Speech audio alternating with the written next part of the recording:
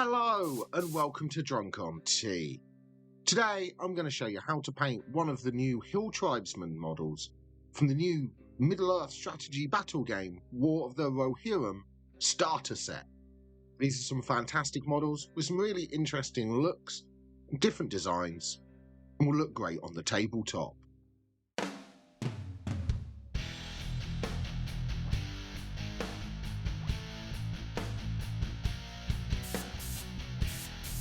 So the first thing I've done is I've primed the model black, as this will give us a nice smooth, even base coat for the rest of our colours to work from.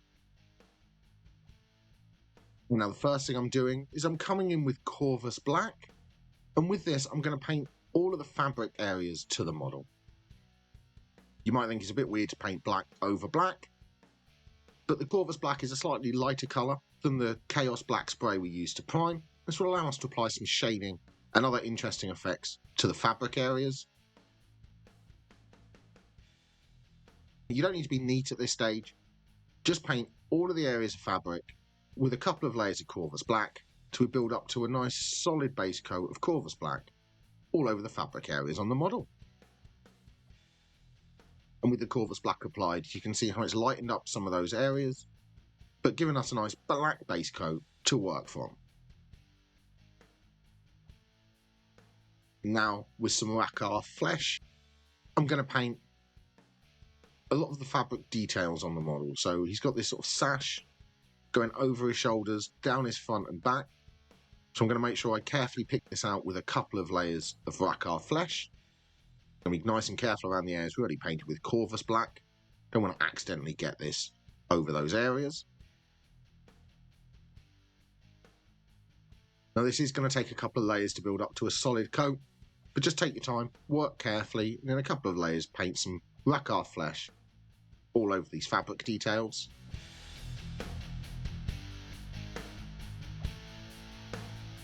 Now, as well as the sash, he's also got these bits of sort of strapping on his arms and his legs. So I'm just going to make sure I pick these out with some Rawk flesh as well. Being really careful around the other colours, make sure I pick out all of these details with a couple of layers of Rawk flesh.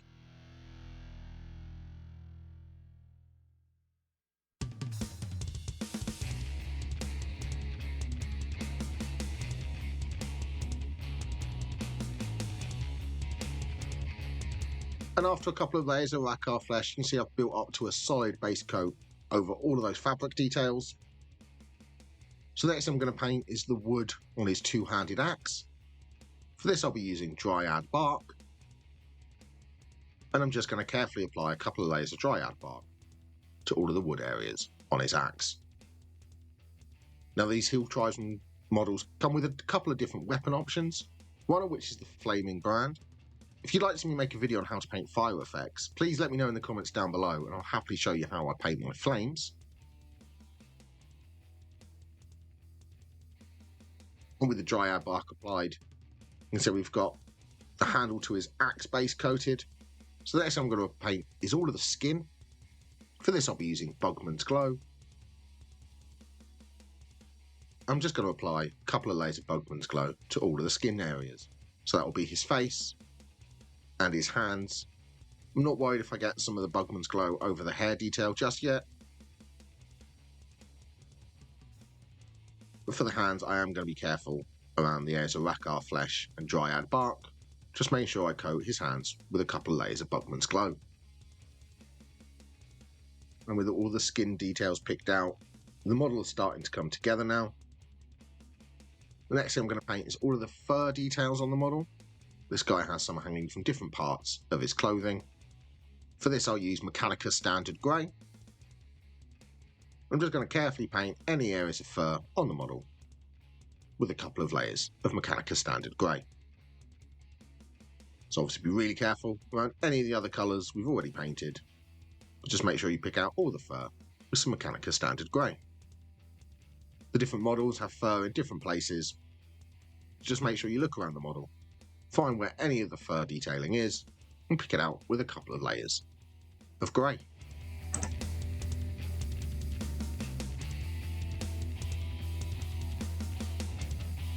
all of the fur details picked out on the model. We've really got that dark look to an evil Hill Tribesman. But next I'm coming in with some rhinox hide. I'm going to paint all of his hair and any leather details. So for his hair, I'm just carefully applying a couple of layers of rhinox hide to any of the sculpted in hair on the model. Once I've been really careful around the skin we've already painted. At this stage I'm going to make sure I pick out his beard and everything like that as well, catching all of this with a couple of layers of rhinox hide. And this model has a sort of leather armor padding thing around his waist, so I'm just make sure I pick that out with some rhinox hide as well. So again, different models have different areas of leather on them. So just look around the different sculpts, pick out any leather with rhinox hide.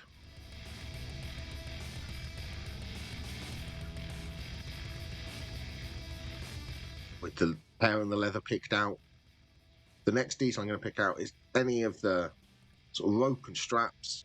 So for this I'll be using Mournfang Brown.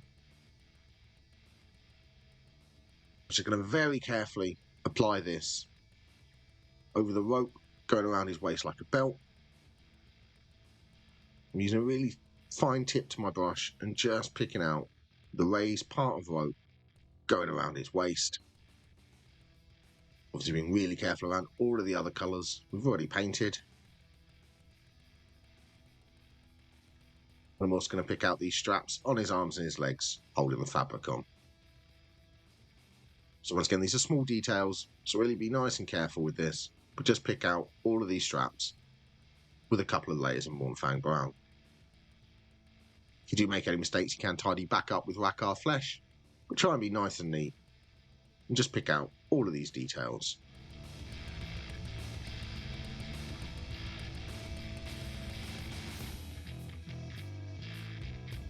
And with the strapping and ropes picked out, there's only one final base coat left to apply to this model, and that's going to be for the metallic axe head.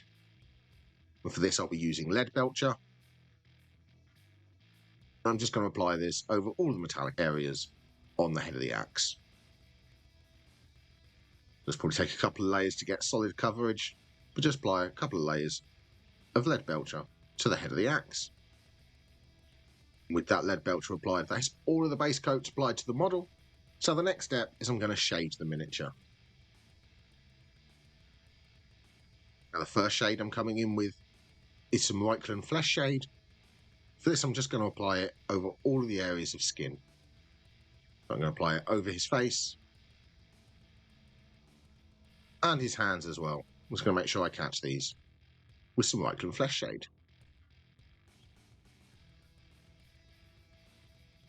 Now with some Agrax Earthshade, I'm going to pick out all of the areas we painted with Rawk Flesh. Obviously you want to make sure this doesn't pull too heavily in any of the recesses. If you do find it's pooling, you can wick it away with a dry brush.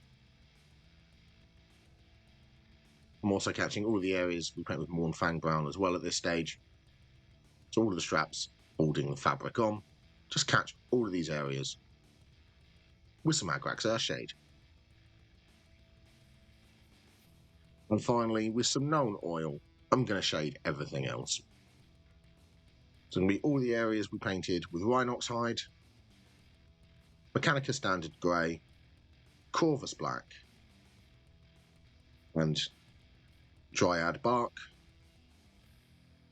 Just going to make sure I shade all of these with some known oil, letting it sink into the recesses and add some definition to our model. Once again, you don't want this to pull too heavily in any of the recesses. If you do find it pooling, just wick it away with a dry brush.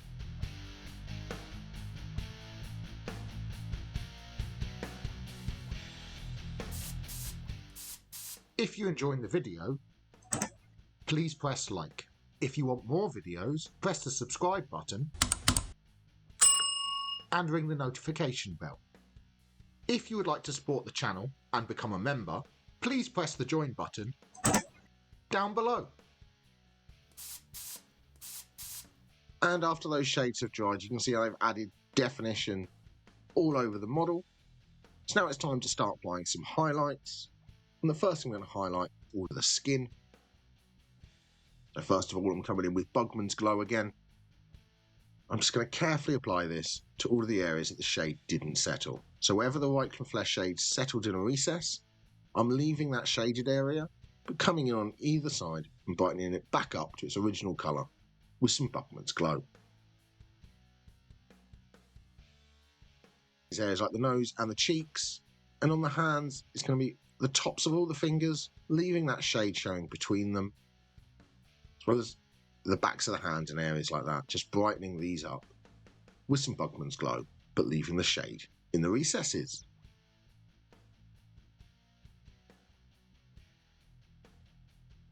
With that Bugman's Glow applied, you can see how it's brightened up the skin again and really accentuated all of the definition given to us by the shade. So now the next colour I'm coming in with is some Kislev Flesh. I'm just going to carefully apply this as a spot highlight to all the most raised details. So it's things like the bottom lip, the tip of the nose, the eyebrows, any prominent features like the cheeks and things like that. Just carefully catching these with a small spot highlight of Kislev Flesh. And on the hands, I'm just applying this to the knuckles, tips of the fingers, details like that. Just applying a small spot highlight of Kislev Flesh to these areas. With the Kislev Flesh applied, that is the skin highlighted. There's not a lot of visible skin, so there's only been a couple of steps to that. But now I'm going to paint the eyes just to really finish off the face. For the eyes, I'm coming in first with Abaddon Black. I'm going to carefully sink this into the recesses of the eye socket. Obviously being really careful around all the skin we've painted and highlighted. Just carefully sinking in a small spot of Abaddon Black into those eyes. With some white scar, I'm going to carefully add a small line in the middle of the Abaddon Black. I'm going to keep this nice and small, be nice and careful. If you do make any mistakes, you can tidy back up with some Abaddon Black again.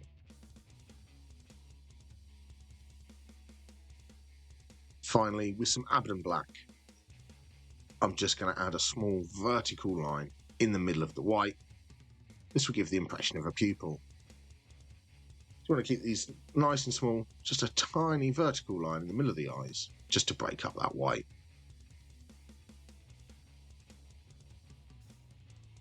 And with the eyes painted, that's really brought some character to the face. But the next thing I'm going to highlight is the hair. For this, I'm using Mornfang Brown. I'm going to carefully dry brush this all over the hair. So obviously you want to be really careful around all of the other colours, but just apply a very gentle dry brush of Mornfang Brown over all of the sculpted hair details.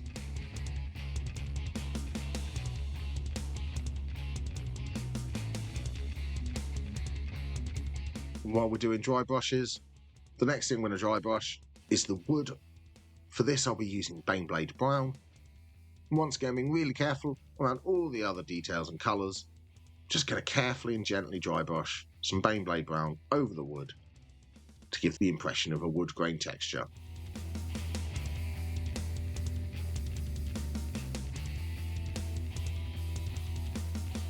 There's a couple more dry brushes we're going to apply, and these will be over the fur details. So the first of these is with some Mechanica Standard Grey. Going to very carefully apply a dry brush over all the sculpted in fur. This will brighten up the raised edges, still leaving all of that shade in the recesses.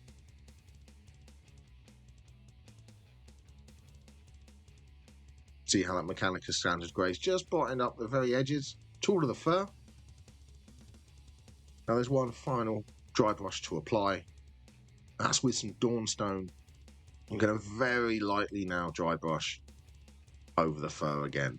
So you want to leave some of the Mechanica Standard Grey we just dry brushed showing through. And just gently catch the very edges with some Dawnstone, just to highlight those tips to the fur. With that Dawnstone highlight applied, it's brightened up the fur. You can see it's giving us a really nice look to those fur details on the model. So now it's time to start highlighting all of the black fabric. For this, I'll be coming in with Eshen Grey. I'm going to apply a chunky edge highlight to all of the raised details of the black. All of these folds in the fabric, I'm applying a chunky edge highlight going around all of these details. Keeping these nice and small, but making sure they are large enough that I can come back in with another colour after and apply another highlight within these highlights. So as so much of the model is black, really take your time at this stage, work your way around the model and apply these chunky edge highlights to all of the raised details of the black fabric. Pick out every raised spot, top of every fold and creases with a bit of Eshin grey.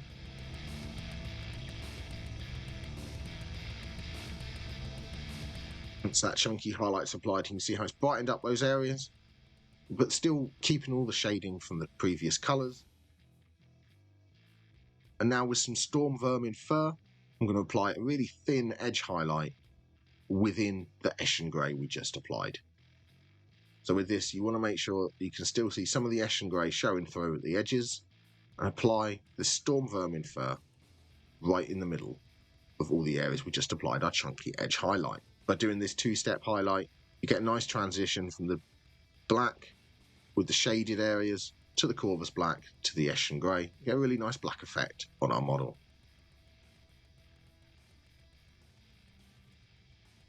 With all of the black highlighted, the model is really coming together now. So the next thing I'm going to highlight is all of the leather. For this, I'll be using Steel Legion Drab, and I'm just going to carefully highlight all the raised points to the leather on the model. I'm just carefully applying these as little edge highlights to any raised details, just picking out the sharp points on the leather.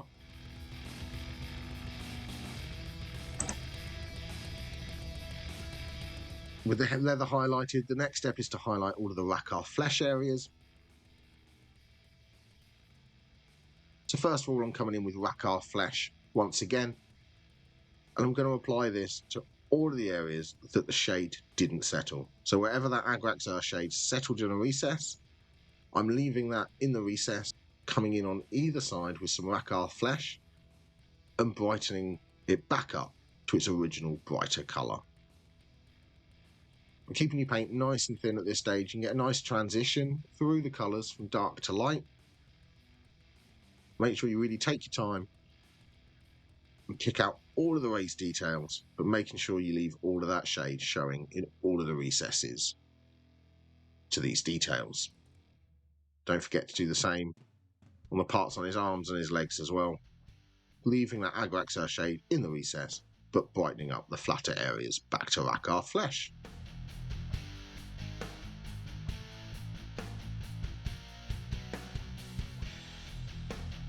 And with the Rakkar flesh applied, it's really brightened up those areas of fabric. So now it's time to apply an edge highlight to these details. For this, I'll be using Deepkin flesh. I'm just going to carefully apply an edge highlight to all the tops of the folds, edges of the details, and all the sharpest points. Just going to carefully make sure I pick out all of these raised details with a thin edge highlight of Deepkin flesh. So you want to focus this to the tops of folds, sharpest points of creases and areas like that. And just apply a really thin edge highlight of Deepkin flesh to all of these areas of the fabric.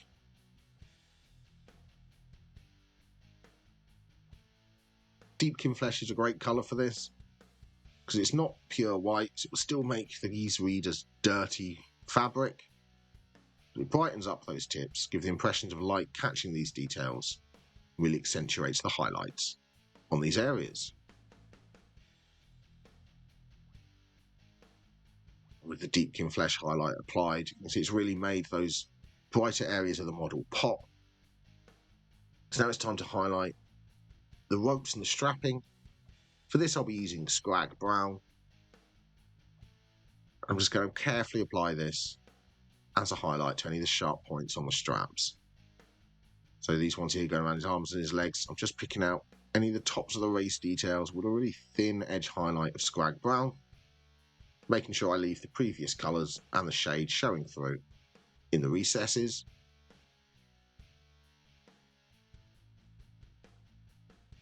So to make sure you catch all of those raised parts, leaving the shade showing through.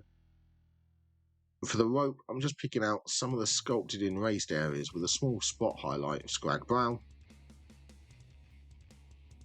This will really add interest and definition to these areas. You don't need to pick out every single strand, just make sure you pick out some of the most raised spots with a spot highlight. And with that scrag brown applied, there's only one final highlight left to apply to this Hill Tribesman. That's going to be with some Stormhost silver. I'm just going to highlight the head to his axe. So for this, I'm just catching the very edge of the blade, sharpest points that light would catch on the metal, and just applying small edge highlight of Stormhost silver.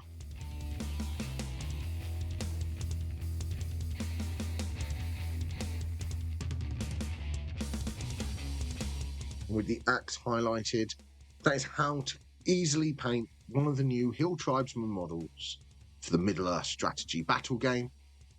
Please let me know in the comments down below, are there any other Middle Earth miniatures that you would like to see me paint? Don't forget to like and subscribe. And as always, an extra special thank you to Jenkins, our Tea Lover channel member. Thank you so much for the support, and happy painting!